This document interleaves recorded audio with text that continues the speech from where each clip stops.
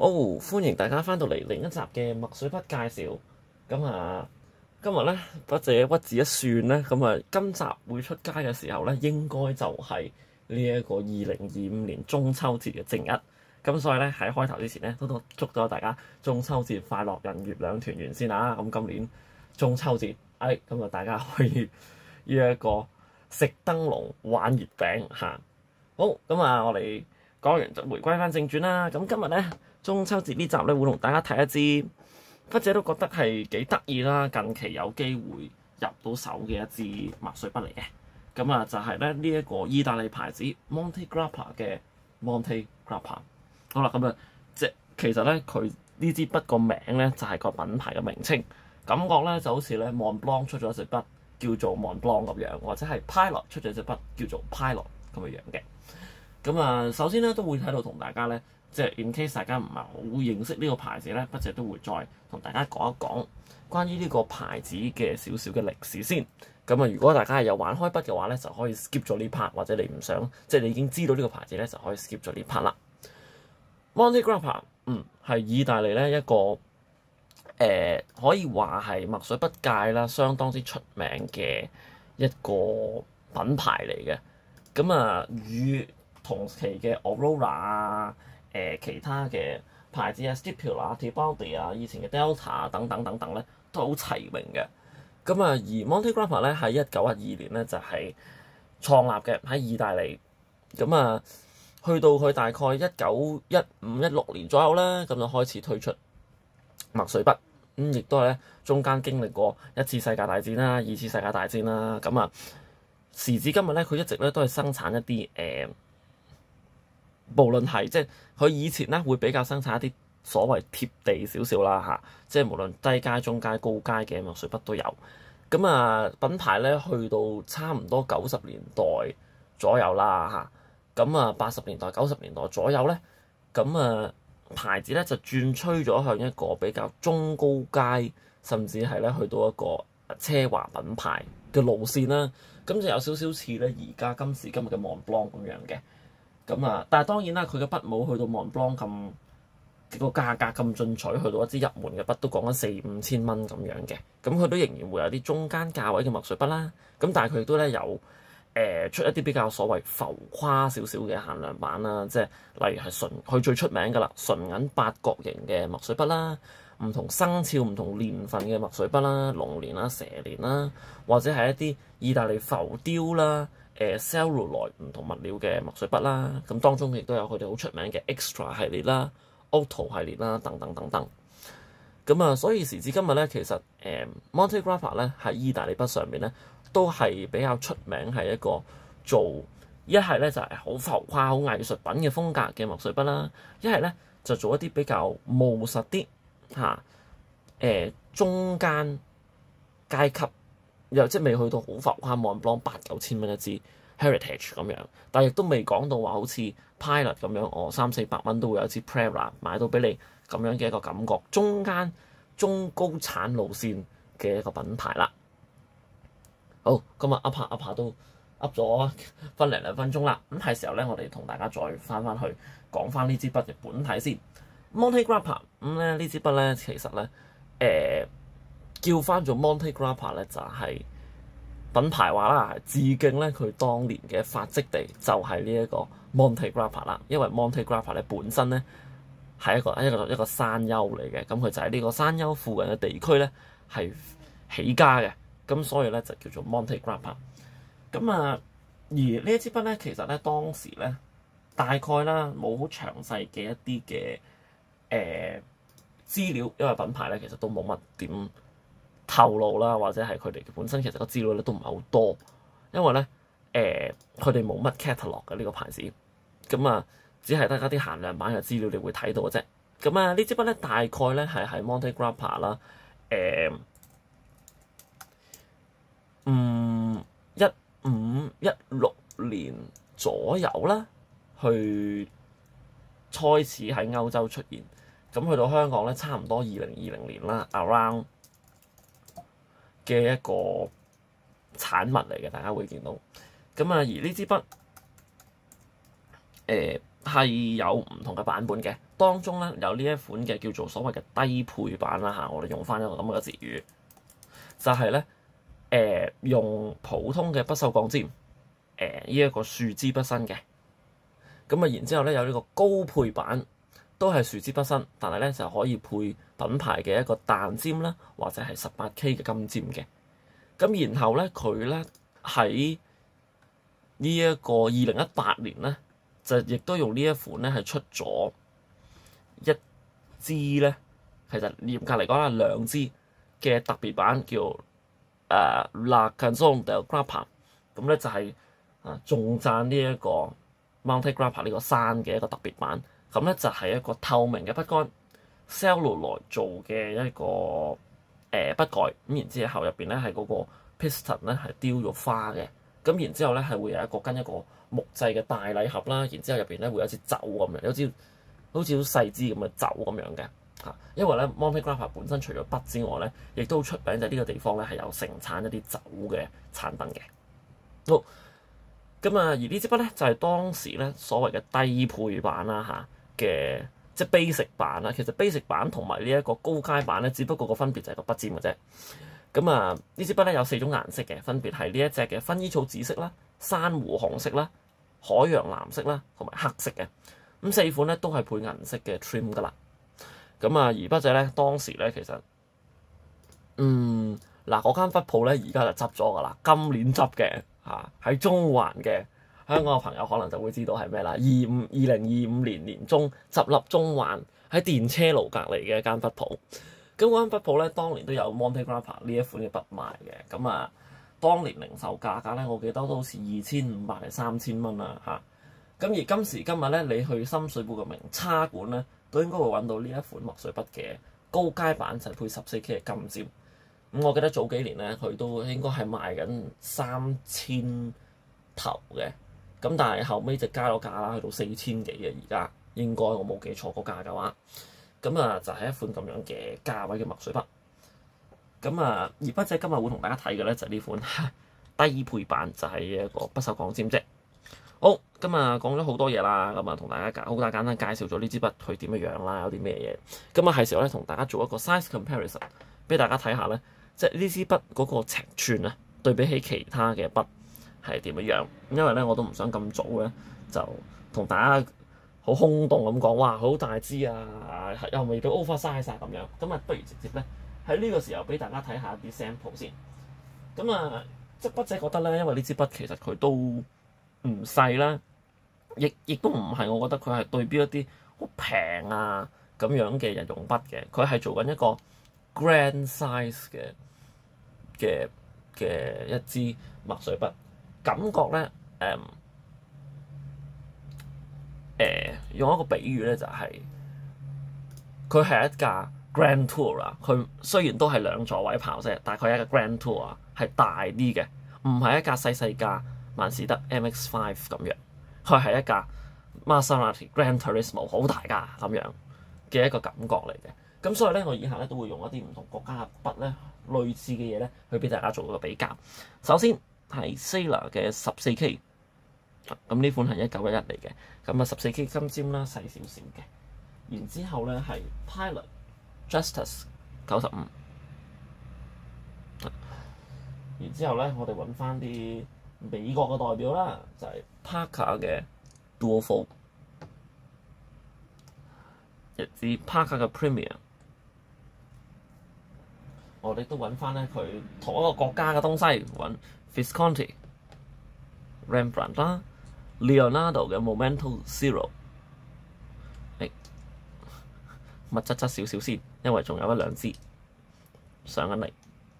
好，然後咧，當然啦，老時常出現㗎啦。基本上墨水筆嘅一個 size comparison 嘅 benchmark 就係一支白金牌嘅 Preppy 同埋 Lamy 嘅 Safari， 俾大家睇一睇。咁大家就會見到咧，咦，其實呢支筆咧，嗰個路線啊，走嘅路線咧，唔係細支嘅。佢其實你睇一睇咧，都差唔多閂埋蓋14cm， 係算係一支中大型嘅筆。佢甚至咧係比一支 Duofold， 其實同一支 Duofold 差唔多同 Momento Zero 啊呢啲比較大支啲嘅筆咧，其實個尺寸係差唔多嘅。又或者咧，我哋將呢筆咧打直嚟睇嘅時候，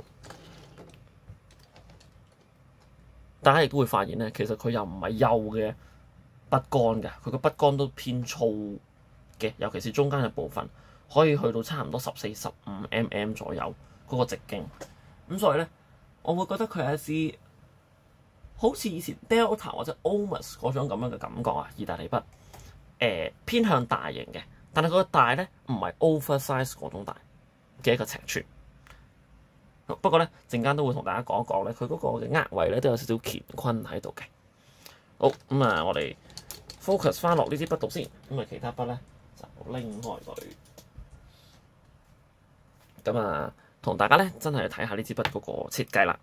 咁啊，你會見到其實成支筆嗰個設計都相當之簡單嘅，唔會話好複雜啊，雕龍雕鳳咁樣啊，整好多色水落去，好簡單嘅啫。你會見到係一個少少 taper 由幼變到粗，跟住呢度中間佢有個 step down 嘅呢度，咁啊中間粗少少，慢慢 slim 翻落去幼嘅一個設計，係有啲 curve 喺度嘅。筆蓋，我哋由筆蓋開始講起啦。你會見到咧筆蓋嘅天官咧就係 Monte Grappa 最經典嘅嗰個天官啦，1912咁，然之後啲墨水咧嘅花紋喺度嚇，咁啊然後咧係一個一體膠嘅筆蓋。一個咁樣少少 curve 咗嘅有走珠嘅一個筆夾啦，都偏硬嘅。其實嗰個筆夾你會見到，然後後邊咧基本上都冇任何嘅記認噶啦。咁啊下邊咧有一個，我覺得好似呢啲隧道啦或者城堡邊咧牆邊，你會見到嗰啲花紋嘅一個筆環啊，金屬嘅筆環，你會見到佢有呢啲咁嘅 pattern 喺度嘅嚇，幾得意嘅係呢支筆，我覺得佢嗰個設計入邊。你會見到有個膠嘅筆帽啦，去維持呢支筆嘅氣密性嘅擰蓋咁，大概咧筆隻計過啦2個圈左右嚇。咁而呢個筆蓋咧亦都可以插喺筆尾度嘅。雖然我覺得其實咧插完都冇乜用嘅，我會 prefer 寧願咁樣寫字嚇。好啦，咁啊，然後同大家講講筆桿。筆桿咧，我哋由外觀嘅設計開始講起。blind cap 啦，都係一膠嚟啫，咁啊有一個金屬嘅片喺度。然之後咧，前面個 blind cap 有一個嘅筆環，筆環上面咧寫住 Made in Italy， 應該鐳射雕刻咗上去噶啦，大家會見到。咁啊，然之後咧係中間一個一體嘅筆桿啦。咁因為佢用一個其實係金屬嘅活塞啊，所以其實咧支筆咧呢度係聚手嘅。個聚手嘅感覺咧，我個重量啊，大概係你拎2個5蚊銀放喺隻手度咁樣嘅感覺。香港啊，拎住2個5蚊銀聚住一隻手度咁樣嘅感覺。咁所以咧，其實佢個配重咧，你會見到即嗰支筆咧個配重係偏厚嘅，去到呢個位度。咁啊，前邊咧就係佢入邊個內建嘅活塞系統啦。咁啊，一個嘅嗰個螺絲螺紋位啦，一個，但係佢有呢度咧幫你 step down 咗之後咧，其實個握位咧都做翻 slim 少少。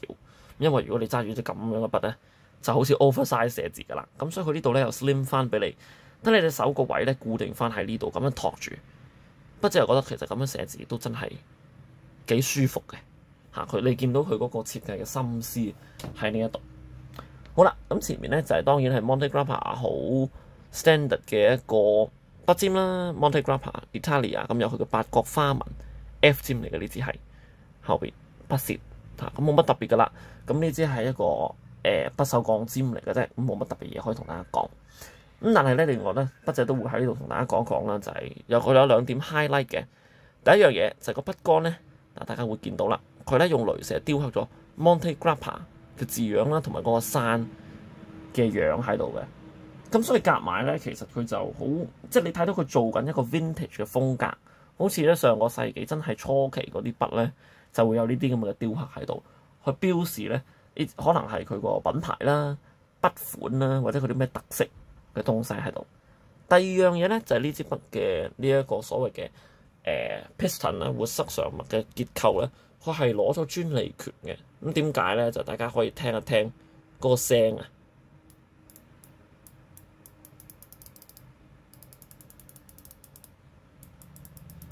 唔知收唔收到音咧？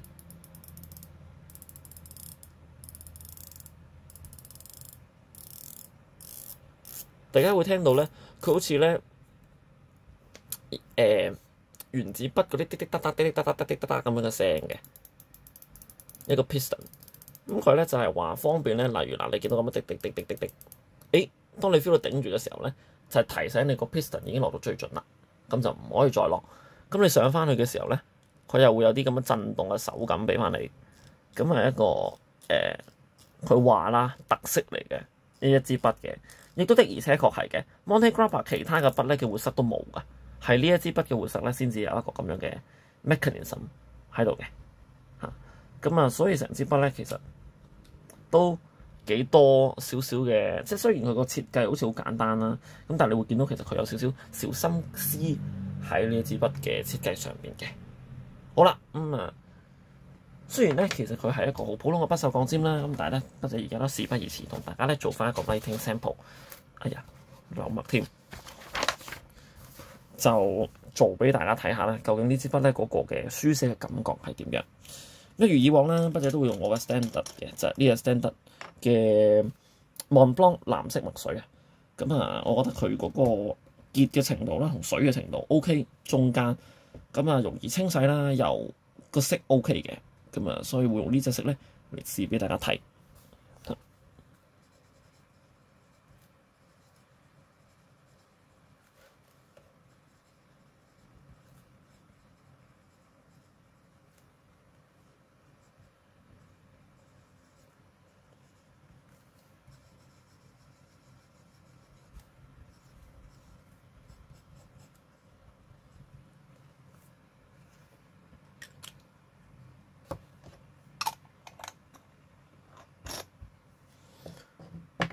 好啦，放翻大咧俾大家睇一睇先。老實地講啦，其實咧我會覺得咧呢支筆咧嗰個不鏽鋼尖咧冇乜特別嘅，好似咧你用 Faber-Castell 嗰啲咁樣嘅不鏽鋼尖寫嘢嘅啫，少少 feedback， 少少刮子，唔係太勁嘅一個感覺。咁但係咧佢又偏向係順嘅，即係唔會話好似 Sailor 咁刮子，相當穩定嘅表現啦。你會見到。尤其是呢啲位，打直打橫寫冇乜特別噶啦，打磨都 OK 嘅。但係咧，筆者覺得我喺呢度咧，想再同大家講一講嘅就係咧，其實嗰個書寫嘅手感咧係有啲唔同嘅呢支筆，因為咧其實佢嗰個配重擺咗喺後邊，再加埋佢成支筆嗰個長度咧，你寫嘢嘅時候咧，好難淨係話我前面隻手喐咯，淨係手指食指喐咁樣去寫嘢。其實咧，你係會成隻手掌咧一齊喐噶，咁所以個感覺咧，你揸咗支筆喺手上面咧，個感覺就好似你揸住支螺絲批咁，有少少似。咁啊，所以個感覺咧，比起一般寫字嚟講咧，我會覺得係得意咗啦。即係因為你個感覺同平時你揸住支酒珠筆喺度寫好細隻字咧，個感覺唔同。因為你平時寫字咧，你係主要係靠手前掌或者你手指喐去控制支筆。咁但係因為呢支筆比較重咧，其實你咁樣長期寫咁樣屈咧，好辛苦，亦都好難嘅。咁就會變相你成隻手指寫字咧，個感覺咧同平時寫字有少少唔同嘅。我覺得啊，主觀地咁啊，或者大家可能話唔係啊，冇乜特別。咁但係呢點咧，我都想喺呢個分享度咧同大家講一講。我就覺得係有一個咁樣嘅特點喺度 ，which is 其實係好事嚟嘅。等你隻手指唔使咁攰啊嘛，長期咁寫嘢，你成隻手掌喐，而成隻手掌喐咧，理論上咧比較你啲字係會靚少少嘅，可能因為咧你成隻手掌喐，理論上個穩定性咧係高咗嘅。即係你寫隻字咧，有時平時手指呢可能你唔為意，食指俾多少少力，拇指俾多少少力，可能隻字咧寫出嚟就冇咁整齊工整噶啦。咁但係反而你成隻手掌咧，你呢度前邊唔使咁大壓力咧，成隻手掌喐咧，反而可能係會寫得靚啲添，支字。But anyway，呢啲係見仁見智嘅嘢嚟嘅，咁都係筆者同大家講一講先啫。好啦，去到下一個部分。同大家講下我中意啲咩，唔中意啲咩，價錢啦、CP 值啊等等嘅問題。好，我中意啲咩？坦白講啦，其實呢支筆咧，筆者係好中意嘅，成支筆都好中意嘅。因為我第一次去鋪頭睇筆嘅時候咧，我就 miss 咗呢個機會啦。咁後尾再機緣巧合之下買咗翻呢支筆，咁啊，我會覺得佢嗰個嘅第一樣嘢色好靚嘅。如果大家見到實物嘅話，佢呢隻薰衣草紫或者珊瑚紅色咧，真係靚。而二來，你喺坊間嘅墨水筆咧，好少可揾到呢啲色嘅，真係你要揾翻意大利牌子先至佢哋會出一啲咁得意嘅色嘅。而其實你見到呢支牌子咧，佢所謂喺設計上面，佢話 Monte Grappa 啦，係咪嘅 Monte Grappa 致敬翻品牌最初嘅一啲設計啦。佢好明顯係想做復古 vintage 嘅 style，which 佢係做到嘅。你見到成支筆個感覺上得大台，經典，冇乜好強加落去嘅裝飾，但係你 feel 到嗰種典雅嘅氣質喺度。由佢嘅一個粗幼嘅變化，一個唯一佢叫做浮誇少少嘅就係呢一個嘅筆環同埋佢雕刻喺度，做到支筆個感覺咧好 elegant 嘅。而 elegant 得嚟咧，佢揸落去有手感嘅。包括佢呢啲膠，你 feel 到唔係 cheap 嘅膠啦，一如以往。佢一個有專利權幾得意得嘅活塞啦，嚇。而佢亦都佢話啦嚇，品牌聲稱其中一個賣點就係你扭呢個 piston 嘅時候咧，個 blind cap 係唔會受影響，唔會褪後嘅。咁你基本上嗱，因為對比翻，如果你攞一支我舉個例子，你攞一支 Pelikan 嘅話咧 M28。如果你扭個 piston 係向出嘅話咧，其實佢後面個 blind cap 呢個位咧係會升起㗎嘛。你越扭佢會升起。咁但係呢支筆咧係冇嘅，你扭極咧佢都係同一個位嘅啫。咁啊，佢話呢一個係賣點啦。But anyway，我覺得其實除咗嗰個設計之外，佢嘅配重啦，成支筆個感覺咧，我都覺得係好正啊！即係佢重得嚟又唔係超級重。個配重又做得喺後邊係比較舒服嘅，成個設計都非常之好，冇得彈嚇。咁但係好啦，你問我咦咁，喂，筆者唔係所有嘢都完美嘅喎，一定有啲嘢做得唔好嘅，或者點樣？有嘅，呢支筆係我覺得有少少缺點喺度嘅，但係個缺點係相對細。有咩缺點咧？喺呢一個位度。你隻手，如果你隻拇指比較大嘅話咧，你揸嘅時候其實個握位咧，你係會整到即係掂到啦佢呢一個螺旋紋，甚至佢嘅 step down。咁所以咧，有時如果你隻手揸得厚嘅話咧，其實會偏向唔舒服嘅。你要揸前少少寫字嚇。咁而有啲人亦都會可能好唔中意咧支筆嗰個重心向咗後邊咧。咁啊，唔得嚟 focus 喺前邊嘅。如果你係中意用手指嘅力量去寫字嘅話咧，咁可能呢支筆就唔係好啱你。而我覺得轉兩個圈咧有少少耐得滯咯。佢可唔可以轉個半圈或者轉一個圈就開到咧？係都需要少少時間。咁不過可能寫嘢咧，好似有啲朋友話齋係一個 ritual 嚟嘅。你上墨啊、開筆啊、點啊、寫啊咁樣都係一個儀式感嚟嘅。咁啊，有啲儀式感嘅時間俾佢啦嚇，呢支筆。所以即係總括嚟講咧，筆者都覺得其實好難用言語三言兩語去形容到。但係我諗呢一種咧就係可能大家會成日都講意大利筆嘅一個浪漫嘅地方，即係 something so Italy that is so Italy。你 feel 到就係佢個設計、佢個用色、佢個心思喺度。呢啲嘢咧係你好難見到一支 Parker Duo Fold 去做得到嘅嚇。講緊豪華嘅東西，或者你揾一支 Pilot 講緊技術，哇經典咁樣，即係哇筆尖嘅觸感，即係呢啲嘢咧，可能意大利人就真係好擅長做呢啲嘅設計啊、配色啊等等個感覺咧，即係你揸起支筆上嚟咧，你就 feel 到哇，真係哇一下嗰種嘅感覺。筆者覺得呢種感覺真係好正嘅，好多其他國家嘅筆咧，你都揾唔到，又即真係咯。意大利牌子例如 Visconti， 你拎住啲 Rembrandt， 你拎住啲 Leonardo， 呢啲嘢咧，你係即係就係佢個設計咯。你去揾日本筆啊、美國筆，你係見唔到一個咁樣嘅設計嘅，好少可。都有嘅 Wild Eversharp 咯嚇，而美國筆嘅話都比較少見。咁所以總括嚟講咧，呢支筆我會覺得係好正。好啦，咁但係正還正都要睇翻佢個價錢啦、CP 值啦等等。嗱，好多人都會 comment 嘅，2000幾蚊買一支不鏽鋼尖，會唔會有啲熱拿過咧嚇？甚至如果你講緊金尖嘅版本，3000幾、4000幾蚊，哇！我唔好去買支 Montblanc Skywalker 咧，平平地。sorry，Star Walker 唔係 Skywalker，同 Star Wars 冇關嘅啊。我去買一支145啦，或者我去買支 Parker Duofold 啦。點解買支 Monte Grappa 先？意大利筆啫喎咁樣，或者再唔係我買支 Aurora Optima 好過啦，係咪先？買支 Aurora 88好過啦咁。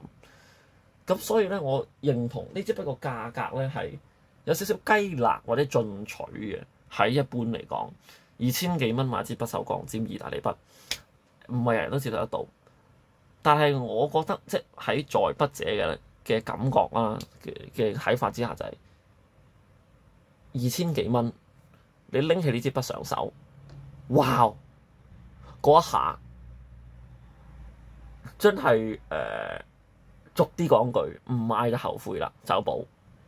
尤其是咧，其實呢支筆咧一個好重要嘅資訊，佢已經停咗產㗎啦。呢支筆係曇花一現咗幾年嘅啫，存貨亦都唔多嘅。最主要其實咧，因為佢係喺歐洲嘅市場賣嘅，咁啊，所以咧如果你喺香港揾到呢支筆咧，都應該非常非常非常之難得嘅。今時今日嚟講嚇，或者可能如果你揾到間鋪頭有咧，鋪頭嘅存貨相對咧應該都唔會多，可能一支起兩支止咁樣嘅啫。咁啊，但係我覺得佢係一個 hidden gem 嚟嘅，2000幾蚊不鏽鋼尖，嗱唔能夠話係好抵玩咁，但係值咯，我會覺得。而另一個折衷嘅辦法咧，就係大家買二手噶啦嚇，呢支筆耐唔耐都可能你上網會揾到有啲人放二手嘅 Monte Grappa 出嚟嘅，咁啊大家都可以睇下個價啱唔啱，去決定買唔買。咁但係我會覺得佢相對嚟講啦，啲摸完上手，其實你話嗰個哇嘅感覺，哇係咩咧？個 CP 值高在哪兒咧？就係佢個設計，佢個手感，佢嗰個 piston 成個設計，我覺得係即抵佢要收你呢個價格嘅。即係你唔能夠同佢講呢支筆不鏽鋼尖咁樣嘅配備，800蚊港幣啦咁樣。No， 冇可能做俾你嘅呢個價格。咁所以我覺得其實佢係喺入門，即係如果你想嘗試一啲好經典啦、意大利筆嘅韻味啦、比較奢華少少嘅感覺，甚至中高階嘅墨水筆咧，佢係我會極度推薦俾大家嘅筆。咁但係我相信個最大嘅問題係你好難入手啫，因為個市面上嘅存貨唔多，亦都生產嘅量唔多嘅呢支筆嚇。好，講咗咁多嘢啦，其實我都覺得今集呢一個墨水筆嘅介紹咧，都有少少墨水筆論壇或者係我個人嘅好多個人嘅意見去俾大家。咁不論如何咧，都希望大家可以睇到一啲嘅獲得到一啲嘅資訊啊，或者咩。當然啦，你要好 exactly 嘅數字咧，睇下面 description 就得㗎啦。但係我呢度都好想隔住個 mon 去同大家分享下，就係呢支筆佢嗰個嘅感覺啦，佢個設計啦等等嘅嘢係令人眼前一亮嘅，我覺得。尤其是係意大利筆，因為 Monte Grappa 咧，其實即係呢度大家可以當係聽下我噏下嘢啦。其實今時今日現產嘅意大利筆嚟講咧，大家嗰啲牌子咧幾隻手指都數得晒㗎啦。Monte Grappa 啦、Aurora 啦、Omas 已經冇咗啦 ，Delta 又冇咗啦 ，Leonardo 啦、Visconti 啦、Tibaldi 啦，或者係再計埋冷門少少嘅 Stipula 啦。嗰啲啦 ，Maiora 啦嚇，即係 Delta、Scribble 啊嗰啲咁樣嘅嘢。Monte Grappa 咧係我覺得咁多個牌子裏邊咧穩陣嘅啲嘢，靚嘅設計嘅價錢公道嘅，相對你嚟講，即係我係呢個牌子嘅 fans 嚇。即係 Aurora 啦，大家都知道非常之出名㗎啦，就係爆乾啲 celluloid 嚇，啲嘢好浪漫啦，甩甩流流啦，有啲嘢整得唔好。Leonardo 咧又即係同 Monte Grappa 有少少似嘅啦，都係賣唔同嘅 pattern 啦。咁但係我會覺得 Monte Grappa 咧始終有翻嗰個佢自己嘅特色個定位喺度，係感覺上，哇！佢做緊嘅，我會覺得形容係一種低調奢華嘅感覺，即係好似一個人行出街，佢唔需要特登孭住個 Hermes 袋，着住一對 Gucci 鞋，然之後戴住隻撈，然之後仲要用個 iPhone 17 Pro，跟住咧，哇！成身名牌嘅咁樣，好浮誇咁行出嚟，又唔係嘅，有少少似咧早幾年咧，或者而家流行文化所形容咧 old money 嗰種嘅感覺嚇，著住件 polo T 短褲，着住對普通嘅鞋，咁但係你睇得出佢成個人咧唔係窮人嚟嘅嗰種嘅感覺啊，即係呢支筆嗰個感覺就係低調高檔有料嘅，而你 feel 到佢唔係嗰啲意大利筆又會以前啦嚇，啲膠又唔掂啦，會甩啦、脆啦，個筆尖又打磨得唔好啦，又出廠好多時候會有問題啦，等等等等，唔係嘅 Monte Grappa 嘅筆咧相當穩陣。我買咗咁多支 Monte Grappa 咧，每一支都係 OK 嘅，佢個質素保證得 OK 嘅，咁所以我會覺得即係呢支筆係一個非常之好嘅所謂送禮收藏自用皆宜啊，我會形容係咁啊，所以都係嗰句啦，推薦俾大家，好嘢嚟嘅呢支，我相信大家買咗唔會後悔。咁尤其是如果你買金尖嘅版本咧，其實佢個金尖筆者都有試過啦，喺鋪頭係真係軟滑嘅，幾正嘅成支筆個感覺一流。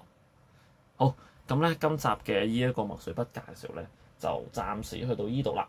咁啊下一集咧就睇下大家可以敬請期待下，因為筆者都未諗掂，同大家咧介紹下咩筆咁，或者咧可能呢一兩個月筆者得閒啲咧，又可以再拍多一兩條咧講下啲關於我嘅個人觀點啦、意見啦，或者同大家分享下我一啲其他嘅筆嘅啲文具嘅收藏。